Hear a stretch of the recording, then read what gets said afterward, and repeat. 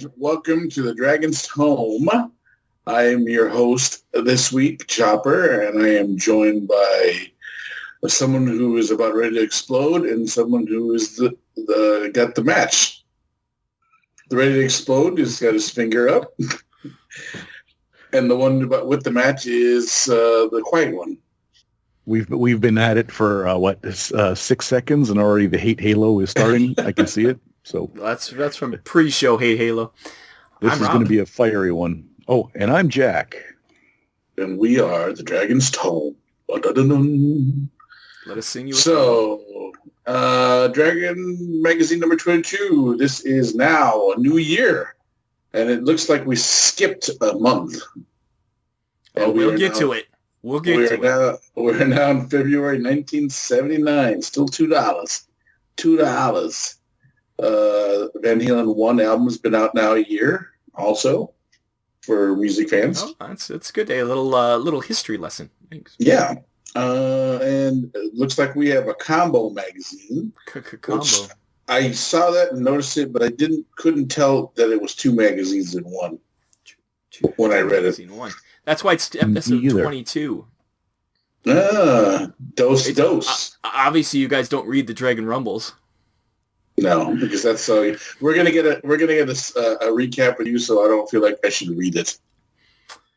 Well, so we got our cover here. We got some kind of evil barbarian guy. Then we have miniatures and Captain America in medieval times. Apparently. Society of Anachronistic. What's it called? Society of Creative Anachronisms. That's them. Or Captain America in medieval times. That's them too. So, the long and short of it is, I thought this was a nice homage to all the different facets of the hobby as it was at the time, from the tabletop to the role playing to the. I'll get to it. Oh, okay. Well, then my highbrow take, perhaps not welcome. I think so that's what they meant. That's what this is representing. But this is not what Dragon Magazine was. That's the queen. Oh. We've been under the false impression of what Dragon Magazine is because we remember what it was when we were reading it. Yeah. But now we'll find out what it is now that it is becoming what it was. Jesus, all right. Makes sense? That being said, let's let Rob finish this whole convoluted discussion with the Dragon Rumbles, because apparently that's going to clear everything up for us. Yeah, let's put us all the rest. Let's just get there. Yep. It's a long one. This whole issue is a long one, but the Dragon Rumbles is long. They missed January because editor was really sick, and he said he had his jaw reconstructed or something like that. It's like, what the hell happened? But anyways, he had to combine two magazines in one. So this is Dragon Magazine and Little Wars all in because one. I missed both magazines because of his illness. Yeah, and he's trying to make up for it by having an extra long issue, I guess. And they loved doing it this way because it was less work for them. I mean, because they want to make all their facets of the game systems together, that they want to keep it this way. So they're going to have a little poll. There's, I guess, in the actual, when you got this issue, there was a little postcard that you could send back to them with your, if you like this or didn't like this, and your suggestions, and they're, well, pretty much going to do it no matter what you said, but they wanted to pretend that the people have a voice.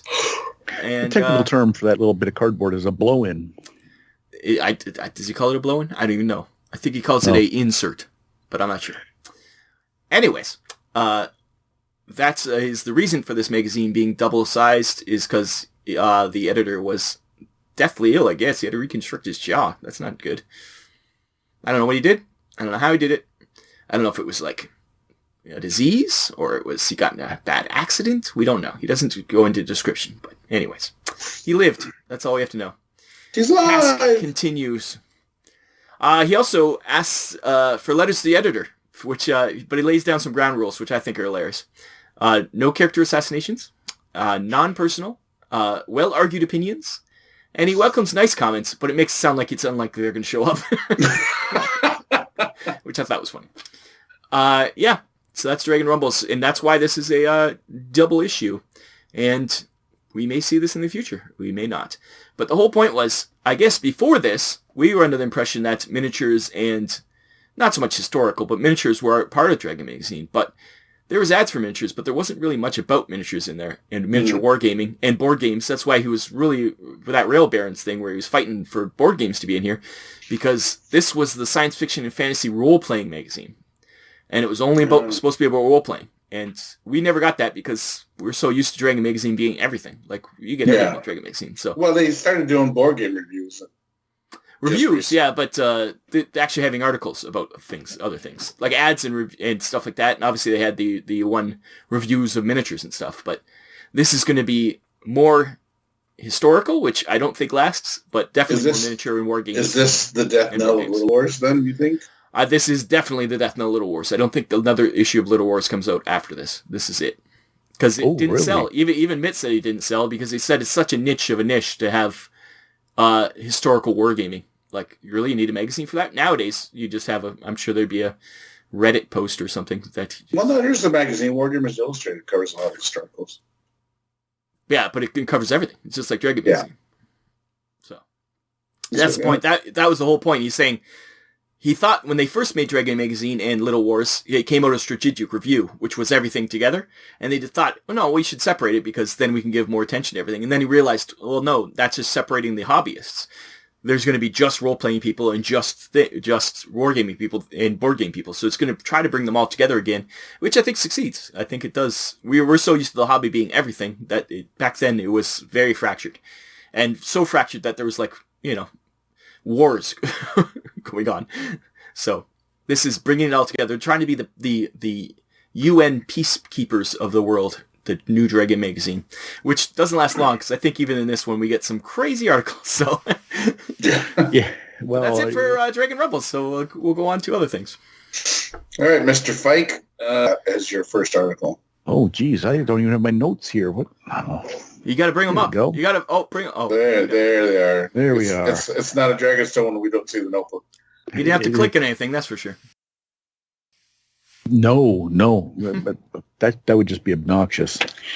Okay, so we're going to go to page 32. Ooh, we're going page 32, and the PDF and the magazine. Oh yeah, it lines up this time. For some reason now. So I don't know what this is about, so I'm excited to hear what this is about, Jack. Were you so wrapped up in the Dragon's Rumble that you didn't get into the fourth dimension? I definitely did not go into the fourth dimension. I was almost going to look into almost going to talk about this too. It threw me off. The title of it, the design of the crazy pieces, the dimensional thing going on, and all the in the logo. It's I know where Jack's going because we talked about this kind of game earlier, what Jack would do if he could go back in time. Yes, me and Pat have had this discussion plenty of times, so he's 100% on board with me. And like I've said, and he agrees with me, I would like to just round up and put on the cattle cars anyone who disagrees with my assessments and have them executed. Oh, you're Gary Gygax. So Pat, again, he's put his, so all he has to do is point out which ethnicity or race, and we'll get to it. All right. He's thinking about it. No, so the fourth dimension, what caught my eye was the title, because graphically, that's pretty wild to think someone must have hand-drawn that at one point. It's definitely computer animation. They probably just drew one, copied it, and then made the letters to do. But you're not going to get a font that looks like that. So to go into it, Alan Hammock writes about this, which is a game you could buy from TSR. Probably, I'd never heard of it, but it was probably like a toe dip into additional board games situations. But to distill it down, it is a 4D chess where all the pieces... Star Trek wants their copyright back. Star Trek's 3D chess. Yeah. Oh, this is 4D chess. Oh my geez, they added another layer. Spock, Please explain. Spock would have an aneurysm. Data would be wiggling his little fingers at that guy with the eyebrows. And then he'd be like, I'm tapping out. There's a whole other dimension I just cannot wrap my head around. So the long and short of it is all the pieces move the same way, so apparently it's really easy to learn. Some of them trump the other ones, but the weakest piece is the only one that can finish the game, and so not all the pieces can fit in all the spaces. Yeah, I think the weakest piece is the only one that can take the Time Lord. Which would be the king of the opponent. But quite a couple times, Alan bravely takes some swipes at chess. Yeah, I don't know. The game's been around for. Yeah, it is. A new player on the block. So. Is that it's prison rules for board games? When you get into the pen, you have to take a poke at the biggest guy. Yeah. I will say that when I did read this article, it did look like it was an imitation, or not an imitation, an attempt to combine chess and Stratego. I loved me some Stratego. Yeah. That was my board game of choice as a kid. Not Risk? No, I've never played Risk. Because of the way the pieces take each other, according to the description, the biggest to the smallest, and then the smallest comes around and is able to take the biggest piece. So, and it does. They do mention by name Stratego, so, and Othello and some other things. So I've never heard of the game. Today with 3D printing technology, if you could make up some markers, you could have yourself because this game doesn't exist anymore. Obviously, there's no. I bet you couldn't, other than a landfill somewhere, you couldn't find these. So. Don't test me. I'll find it. Don't tempt me. Yeah, and I'll end up buying it. Thank you. He sat there and let me imply that he was into genocide. Not a problem. When I said you couldn't find a board game that would go perfectly in a horde, the backlash was palpable. You can see where his true loyalties lie. Yeah, his moral compass was pointed right. The dragon cares not for other things. Yes, his horde. Next episode, he'll be telling us, well, it was more than $9, less than $99. Maybe not. Yeah, who knows? So, anyways, that's my. For $10, you could get this game. That is my first article in this magazine. All right, so that leaves me. So we're going to go back up to page 3. Oh, Trey. We're going to talk about this little deal here about the convention schedule 1979, which I think is really cool. It gets it laid out. You get to see all the different conventions happening. There's still a Gen Con South. I was still amazed that this DungeonCon in San Francisco, in the Bay Area, was around this long. 4 years at this point, according to the number. You go to it? I used to go to DungeonCon when I was living in California. Yeah. Fun. In Oakland? It's moved in different places. It's been in Burlingame, San Francisco. It's been in Oakland. That seems unsafe. I don't think Oakland was the Crazy Raiders at this point. I mean, I think this was the Madden Raiders at the point, so they were still kind of, but it wasn't the Bang Bang. Football team. That's what I'm saying. I don't think that at that point Oakland was Bang Bang, shoot 'em up in the parking lot. It does say the next year is going to be a Compton Con. I don't know what that means, but Compton Con. Special guest, a very young Ice Cube. Ice Cube. But then the thing I want to point out in this convention skills, not only is you get the nice little convention skills, you can plan your year out, let's take a drive. But then you go over here to Origins, where just recently we read an article where they praised Origins.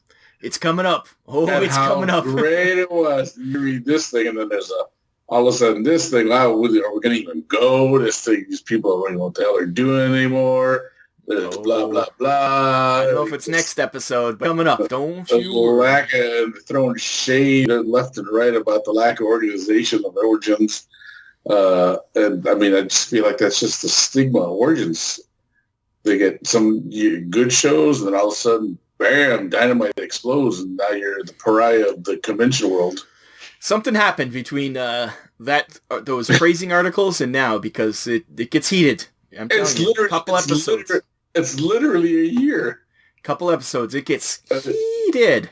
Yes, it gets bad, and I think this is the actual beginning of the downfall of Origins for a while. I was gonna say Origins still around, but yeah, no, I mean for a while there, I think like in the 80s or maybe even the 90s, it got really bad and people weren't even going. Well, I have a feeling this is probably the reason. We're gonna get to it. So that's my little article. The part that really got me was the shade on Origins. Oh, yeah. All right, Rob, what do you got for your next article? We're going to page 15. Ooh. 15? 16? 15? It's actually on page 16. It's on 16. Bad to worse? Bad to worse, yep. It's Gary Gygax, the man, the legend, going off on two other magazines. This is quite funny, and it gets. Are these quite magazines? nasty. I thought these were games. No, they're fan magazines. Okay. He starts, like, before anything, he calls them yapping dogs. So that's how you get it. And they're a waste of money, he says. So the first magazine is called The Apprentice. And he attacks The Apprentice because The Apprentice attacked Dragon Magazine. So that's this review. Yeah, so of course you got to retaliate by attacking. Remember when he said for those not to have any character assassination? Well, he goes into an in-depth character and writing assault against the editor, like Mr. Berman, I think his name is. Rob? No. maybe his great-grandfather. Yes, and then he makes fun of the writer of Tunnels and Trolls, which obviously is I think it was supposed to be a comedic rip on D&D, but I guess there was an interview with the author in this Apprentice magazine, where the author's like, "Oh, D&D didn't influence me at all," and he's like, "Yeah, right." And pretty much it's like a good page and a half just ripping on this Apprentice magazine, and he ends it by saying they should use softer and more absorbent paper next time, implying he wiping his butt with it.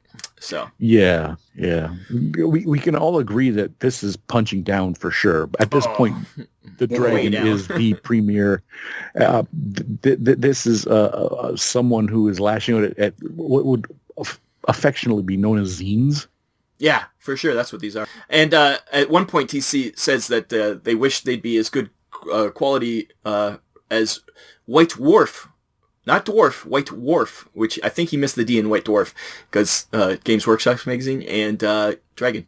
He says those are real good magazines. These are all crap. Because obviously I think Games Workshop distributed D&D in England, so they're associated. So White Dwarf was like the English version of Dragon magazine at the time. It was before GW became GW as we know it, the juggernaut of evil that we know it as today.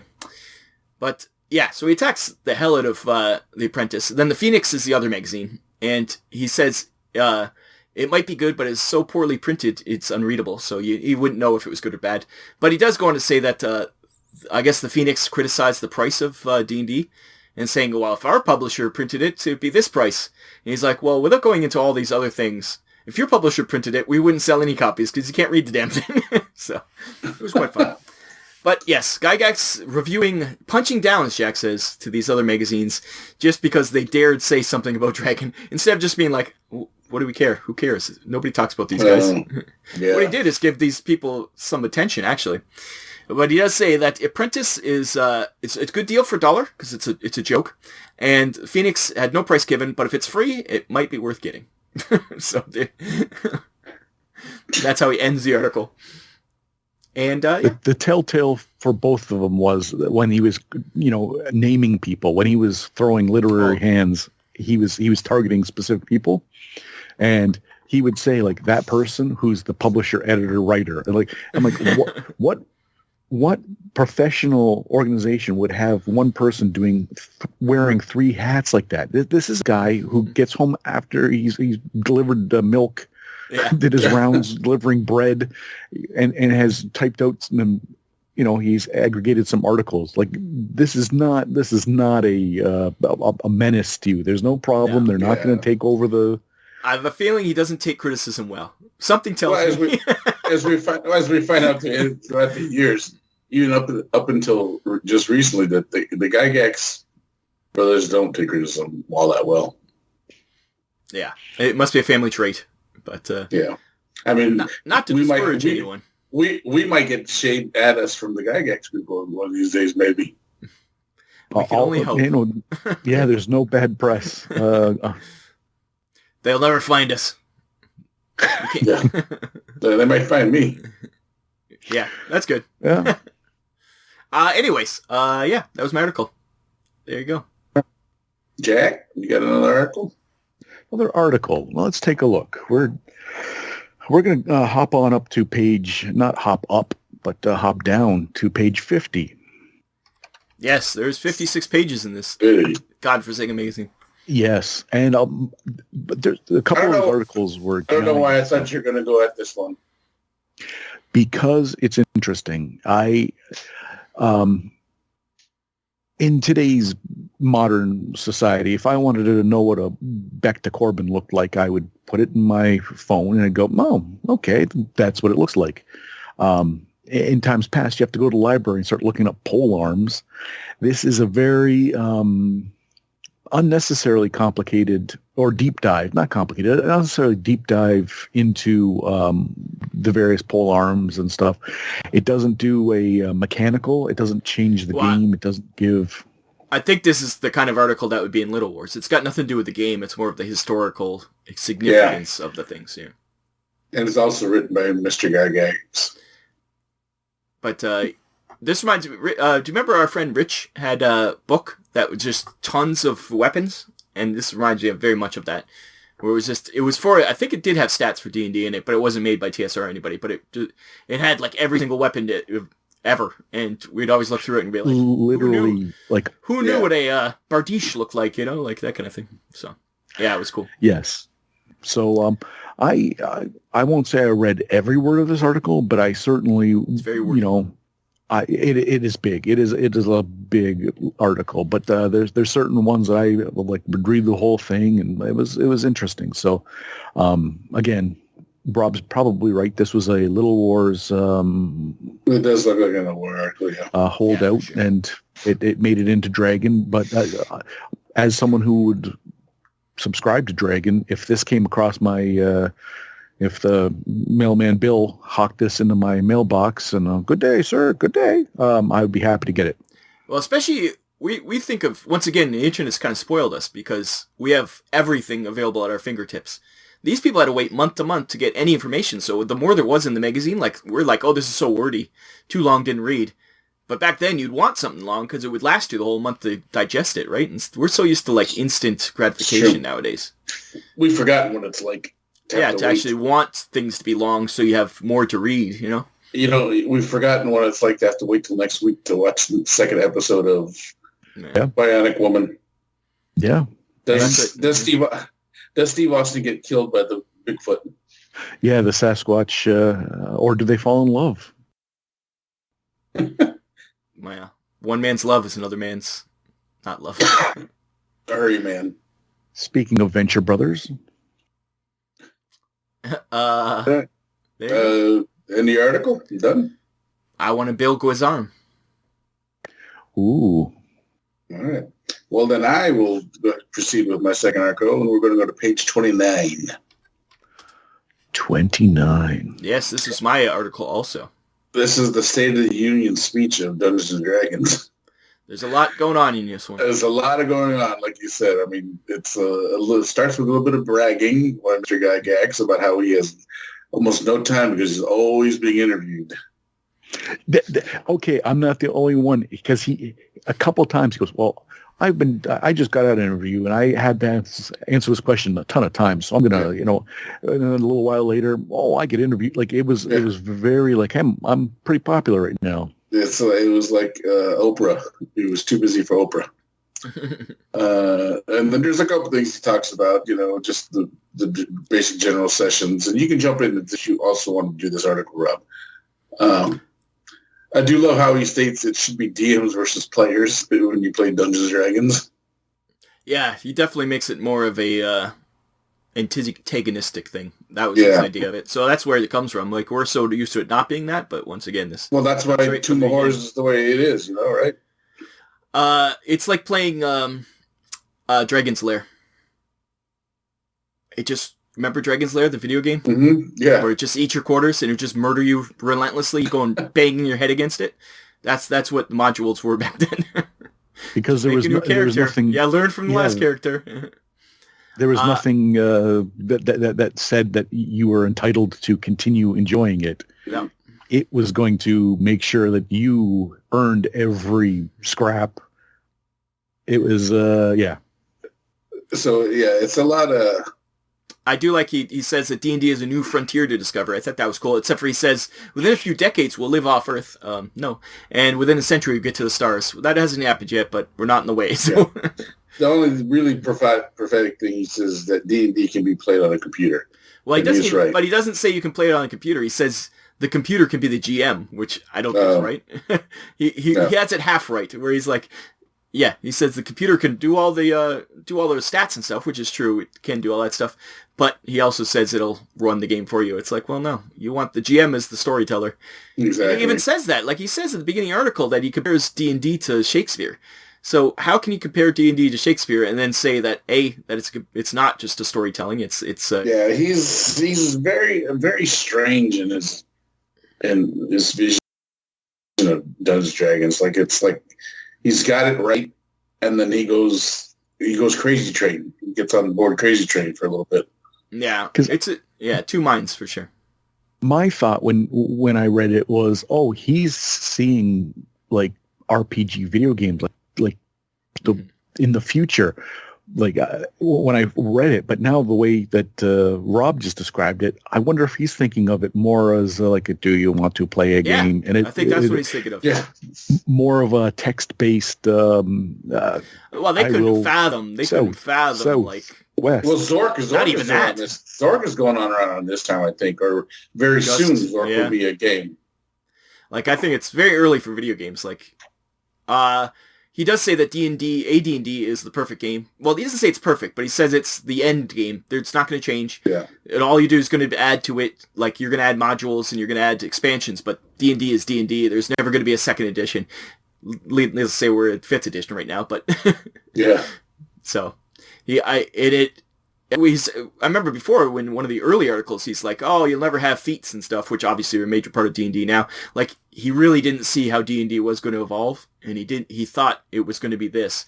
And even AD&D, basic AD&D, isn't a complete game, really. When you actually get down to it, there's a lot missing from that game. Second edition adds, like, all the things you needed from that game. So, he is kind of full of himself. He does end it with saying he's not God. Well, I think which I thought was funny too. Yeah, I think first edition AD&D allowed you to kind of wing filling the hole. That's but it wasn't a complete game. Like it as much as D&D was even less of a complete game. But yeah, he says he's willing to accept new ideas, which. Remember he said before, like, none of this stuff that you guys are writing is ever going to be in D&D. He's really changed his mind here. Either pressure from outside, or maybe he saw some good stuff in the magazines. Like, oh, that's actually good. It's not just some.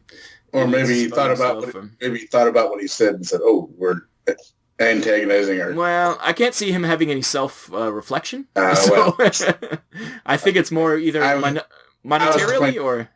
I was playing devil's advocate. You were playing devil's advocate, and if it wasn't for the fact that. To this day, it is still very, very common for people who are creatives in television, creatives in all kinds of facets, will lash out at the fan base, thinking that they know best almost too. They're entitled to lash out the fan base who support it and they're the paying customer. It's true, and it happens like to this day. So to ask the same thing in not even 1980. Of someone who's starting an empire. That's a big ask. Maybe it is something to do with people in power. Like, it is that they don't see any other ideas as valuable if they come from anybody below them. Or any criticism, at very least.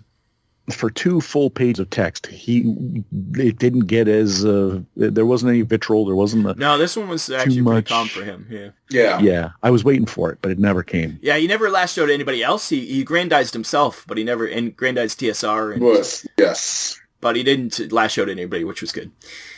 But that was the other one. There is one. Since that was Pat's, can I jump to mine? Is it my turn? Sure. It's your turn anyways. On page... Oh, I don't even know what page it is because it was in I don't think it's in the thing. It's called SPI on AD&D. Speaking of Gygax... It's page 44 because that was one of my other articles. So, speaking of Gygax lashing out at people... I guess SPI has its own magazine. What's it called? Strategic something? Strategy and Tactics is the SPI. Yeah. SPI is another board game company at the time.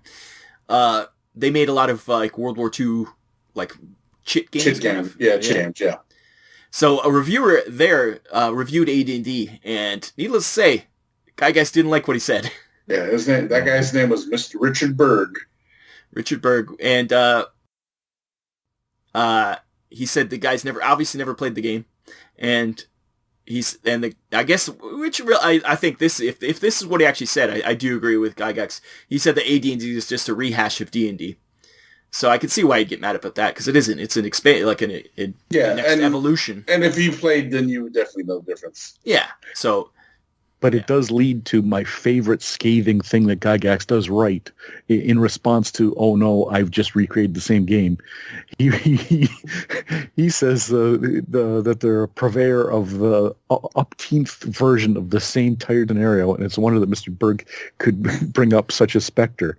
I'm like, that is savage. Yeah, because he attacks SBI. Like, he doesn't even attack Richard Berg. He attacks SBI as making, like, the same World War II game over and over again, which is kind of funny. And he says, I guess they have a fantasy game, too, but he says it doesn't even sell even close to Player's Handbook, so they obviously wouldn't know what a successful game was, which I thought was kind of funny, too. But then my thing is the ultimate shade throw is at the very end. He goes, and Richard the Bell's back in the card, like he challenges him to write back. Yeah, like that was Gygax when he's scathing, he's super scathing, which is funny. It's like he wants Richard Berg to apologize in an article. Yeah, that's right. That's what he wants for sure. To do an apology. Yeah. But this is TSR, a huge, like not hugely, but a pretty big company attacking SPI, which is a pretty big company. Like these are two companies. It'd be like, I don't know, Wizards of the Coast attacking Games Workshop or something. You'd never see that. Like that would never happen nowadays. There'd be lawyers involved. Right? Yeah. If the head of a company had said this stuff about another company, lawyers would be involved. There'd be like suits. Like, I'm amazed. It's just it's the Wild West. These are still big companies, but in the grand scheme of things, this is still a very small niche in the 70s. I mean, they're not powerhouse. In the last article, he even said, I think he said that D&D had sold like 10,000 copies or something like that, which is, not much, For what we're used to, but back then, I'm sure it was a lot. Oh, yeah, for sure. Anyways, that was my article. SPI on AD&D. Jack, you got any more? I do like he puts the registered trademark after ADD every single time. It's mine. Yeah. I do not have an article. I do have an ad, though. So when we heading into ad territories? We'll be soon. I'm just going to make one quick note, is that another reason why this article is very huge, or this magazine is very huge, is that they give you a sneak preview of the Dungeon Master's Guide. And it's a lot of pages out of the Dungeon Master's Guide. And it's... Yeah. Oh, yeah. It's just random pages, but it's a lot of it. Yeah, but what I really like is that it's the actual pages of the typeset, because it's the same typeset in the book. It's literally the pages right out of the book. Yeah. And some important things like the... I noticed the matrix for clerics affecting undead. Like, that's a major thing. Yep. The magic items gives you a taste of what you can see in magic items. Yeah. And it's not It's they just take a chunk out. Like it's not a hey article we're going to discuss. It's just like tearing parts out of the. Yeah, and I think it's random pages too. It's not consecutive pages. I don't think either. No, they're all over the place because like one is like you said how undead affected, and you have the attack matrices for the different classes. Then you jump over to the psionics going on. The assassins, the assassins table. Yeah. But it's a good 5, I think it's 8 pages of just pages torn literally out of the... it's 10 pages. 10 pages, I think there's a few ads in between, but it even has the saving throw matrix. Saving throws, yeah, which I thought that's crazy. That there's some major things in this that are like important parts of the game. Another thing that filled out this episode... Are you done talking about that one? Sorry. Sure. I mean, I just think it was very nice of them to include such a grandeur amount of pages out of a book that they're getting ready to sell. Yeah. In an already stuffed full magazine, they were offering just a little whiffer. Just a little. But this magazine is inflated, let's just say, because in Mapping the Dungeon, there is literally 8 pages just listing DMs. Just lists of DMs. Oh, Thank God we have the internet now, because this is page upon page listing DMs in your areas. Like, this is falsely inflating this magazine by saying, oh, it's 56 pages. You're getting tons of content. 8 pages of a book coming out and another 8 pages just listing DMs. So that's 16 extra pages. It would only be 40 pages, this magazine, if we just took those 2 things out. So... At the time, this would have been an invaluable resource. You would have looked through and went, oh, I'm in Kenosha and there's obviously Kenosha would have a DM. I'm in Spokane and there's a DM. Oh, okay. Well, that's how else would you ever find out someone else who played and you get a game group together or something? But like you said, it is, and it's not just, there's a ton of them in there. Yeah, I'm looking to see if I reckon anyone's name. That's why I was curious if you know anybody. I'm personally looking to see if there's one in Spokane. There isn't nobody in Spokane, Jack. Okay. Sorry. There's a lot Des Moines' a funny name. Des Moines, that's Iowa, right? Yeah. It's a big city. I think it would probably have one. Yes, Des Moines has at least one. So you can go to Chris Brown, the famous rapper, or R&B, I guess, actually. Isn't he the one that took a poke at Rihanna? Yes. Yeah, I think he was, yes. So he might be a harsh GM, but... Don't they have Canada in this too? Yes, they do. To Tsunami.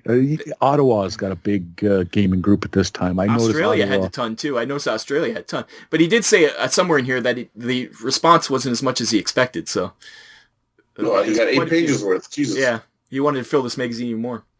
But I believe that's all my articles. So. All right, Jack, where'd you get your ad then? My ad. If you would be so kind as to follow me, come along, everyone. Come along to page 13. 13. Oh, Gamma World. This was one of mine too. It is in advertising blitz.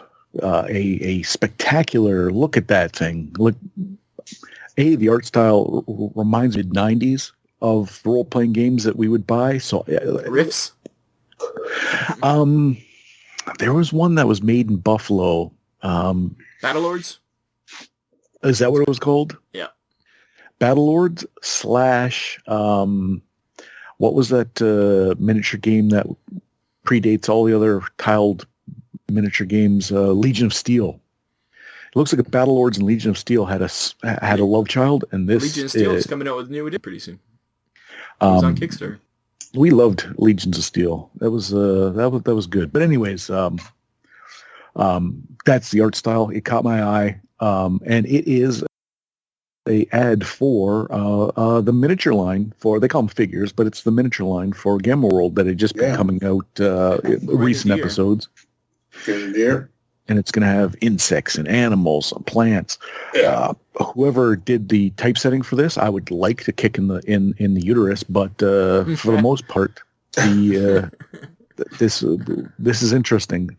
No pictures of any of them upcoming models, but That was get the catalog. My comment was I wish they'd shown a few of the minis at least.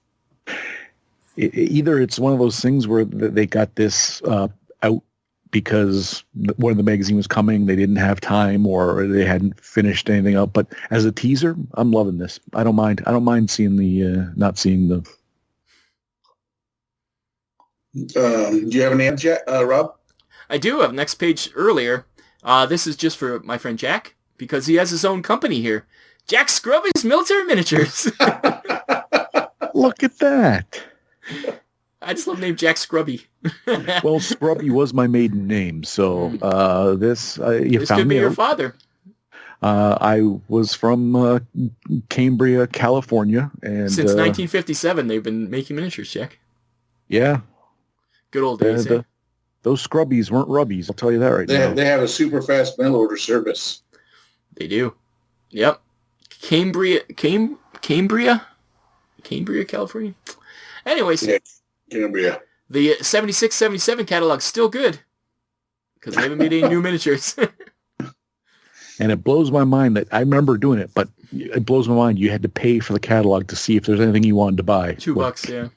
That's a lot, too. $2 is quite a bit. Just to see what was probably some, let's just guess, there's some Napoleonics. There's definitely Napoleonics. That looks like all it is because that's all they advertise. There was probably... Civil War. Yep, Civil War. Yeah, Civil War for sure. And It's probably all Civil War and Napoleonics. Yeah, I wouldn't think anything else. Military miniatures. Do you think there's World War II or World War I? I don't think so. Maybe. No, not in my head. And the other thing I'm thinking of maybe like Agincourt era, or Norse. French. Yeah. The French versus Britain Brits, tomfoolery throughout the Knights. Yeah, I can see that. But yeah. Well, thank you for noticing that the guy's name was the same as mine. I wanted to add Jack Scrubby to the lexicon of Jack names called Jack. It's the I think we can say Jack Scrubby is friend of the podcast now. That's Scrubby. right. Jack Scrubby, if you're still around, which 1957 he started. Let's say he was 20 in 1957. 37, he'd be pretty old right now. But Jack, we love you. Yes, we hope you have survived Mr. Kane by many decades. All right. Mr. Crane. His name is Crane. Ichabod. Yeah. So my one article, and I'm just only putting these out there just because I know Jack is kind of a fan. Oh. And we're going to go to page 34. And at the dungeon in Lake Geneva, Snitch Revenge is still available, and it's going strong at $6.95 for it. Just so you know, if you need Snitch Revenge, you can get it. Added for postage and handling, though. Regardless of the size. So, or you can go down to Lake Geneva and get it at the Dungeon Hobby Shop. Cash money. Snitch Revenge. I almost, for the sake of comedy, was going to bring this up because the title, like the text in it, is like imaginatively wild, fun for everyone, unstoppable yucks or whatever it was. And I was like, oh my God, they're still trying to hawk this, this thing. They must have printed a lot of copies and they're like, how do we get rid of this? What's even cooler is that it's a full page article. It's a full page ad. Ad, yeah. Well, that isn't Dungeon Hobby Shop owned by TSR? Isn't they're associated? Yeah. So. That's the hobby shop that TSR came. Not the building offices came after the hobby shop. Well, on page 55 is the other Dungeon Hobby Shop ad, which, because they have ads in here, is the Search of the Unknown, which is B1 of the modules. That's the one that replaces Keep on the Borderlands because they wanted to make the money and not pay the guy for Keep on the Borderlands. Which they eventually there's a suit that goes on. But yes, I didn't know that. Oh yeah, there's a big lawsuit in the brewing. Yeah, we talked about Dave it. Arneson is about to sue the hell out of guys. Oh, because my assumption being that once you had a D&D, like a Dungeons and Dragons stock module, Advanced Dungeons and Dragons would it would have to be different. And so why would you? Well, I think where the money was coming from is that it was because the box set was selling at, like, say, $10 or was. So he had to give a percentage of that $10 because the module was in it. Yeah. Instead of the percentage of just the module itself. So they said, well, let's replace the module, put that one out by itself, and we'd have to pay him less money. And the module they put back in was written by Gary Gygax, not whoever wrote the other one. Which is B1. Friend of Dave Arneson, which is funny. Yeah. Anyways, yeah, so it's, but this is another Dungeon Hobby Shop ad. There's, I think, 3 or 4 in this whole magazine, so it's obviously they didn't sell as many, it's a long, like 56 pages, right? So they didn't sell as many ads as they expected. I assume Little Wars never had ads in it. That's what I'm thinking. Because it doesn't seem like there's anything new. Well, it's not like they brought over ads from Little Wars in here. Yeah, as I'm moving maybe Jack forward, Scrubbies. As I'm moving forward with the reading, I'm finding that articles are becoming less and less, even repetitive articles. So they are or aren't? I feel like they are becoming less and less in the magazines because I'm finding less articles. Your double negatives are dizzying. Yeah, I'm saying I'm finding less ads. I keep calling them articles. Oh, less ads. Okay, yes. Yes. Clearly he's saying they are not getting less worse than better than what they weren't getting. And it's not articles, it's ads. If you can't ride the roller coaster, don't get up. Now, we're all on for the Pat Rollster. Me, Rob, we're here for the duration. You at home, I'm sure you're loving it. So yeah, come on in. Make sure the seatbelt, the harness holds you tight. There's going to be loop loops, but you have to be this tall to get on though. Exactly. I have no more ads or articles. All right, Jack, anything for you? I'm tapped. All right, well then let's wrap up episode 22 of the Dragon's Tome.